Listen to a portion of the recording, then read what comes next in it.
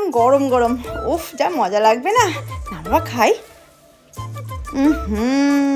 অসাধারণ হয়েছে। কি ব্যাপার, মেয়েটা আমার দিকে এভাবে তাকাচ্ছে কেন? আবারও দেখছে। কি জ্বালা রে বাবা, শান্তি করে খেতেও দেবে না। উফ, বেশ ঠান্ডা ঠান্ডা লাগছে। ওই তো কফি, যাই একটুখানি গিয়ে কফি খেয়ে আসি। বাবা, অনেকক্ষণের পর একটু গরম গরম কফি খাবো। আহ, যা ভালো লাগছে না, কি বলবো। আরে, ইনিও কেন দেখছে এভাবে আমার দিকে? দেখেই যাচ্ছে।